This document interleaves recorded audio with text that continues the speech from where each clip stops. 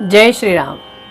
श्री ब्रह्मचैतन्य गोंदवलेकर महाराज यांच्या प्रवचने या पुस्तकातील आज 15 मेचं प्रवचन. कोणाचेही मन न दुखवता सर्वांशी प्रेमाने वागावे.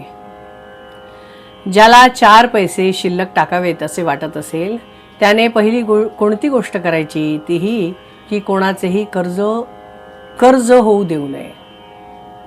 हे साधले की मग खर्च थोडा कमी करण्याचा प्रयत्न करावा, म्हणजे सहजच शिल्लक पडू लागते. तोच नियम प्रेमाला लागू पडतो. प्रेम वाढावे असं वाटत असेल तर प्रथम द्वेषबुद्धीला मूठ माती देणे जरुरी आहे. नंतर प्रेम कसे वाढेल याच्या उद्योगाला लागावे. चुकून सुद्धा कोणाचे मन दुखवणार नाही अशी दक्षता घेणे जरुरी आहे.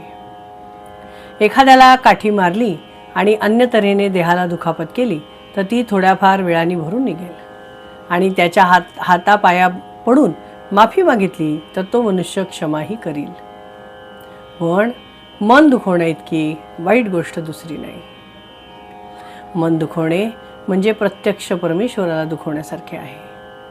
कारण भगवंताने ज्या आपल्या विभूती सांगितलेल्या आहेत त्यात मी मन आहे असे सांगितले आहे.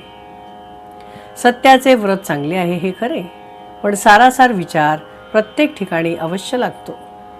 एखादा मनुष्य जर असे म्हणाला की मी सत्य तेवढेच जाणतो आणि सत्य बोलताना आई बाप माणसे देव गुरु वगैरे कोणालाच ओळखत नाही तर त्याला काय म्हणावे. एक सत्य पाळण्याच्या नावाखाली जर असल्या पूज्य विभूतींचे अवमान करण्याचे 10 गुन्हे होत असतील तर त्या सत्याला चांगले तरी कसे म्हणावे. चोरी करण्याकरिता आलेल्या चोराला त्याला चोरी करू दिली नाही तर त्याचे मन दुखावेल म्हणून चोरी करून देणे हे योग्य म्हणता येईल का. सारांश प्रत्येक गोष्टीत सारासार विचार करण्याची गरज आहे. समजा एका बापाला 4 मुलगे आहेत.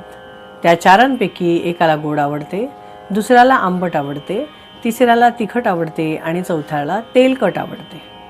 आता प्रत्येकाच्या रुची वैचित्र्यामुळे जर ते भांडू लागले तर भांडण कधीच मिटणार नाही. म्हणून भांडण मिटवायचे असेल तर चौघांनीही एकमेकांच्या रुचीकडे दुर्लक्ष केले पाहिजे, हे पहिले काम. आणि प्रेम वाढविण्याकरता ज्या एका बापाची आपण 4 मुले आहोत त्याच्याकडे दृष्टी ठेवणे हे दुसरे काम.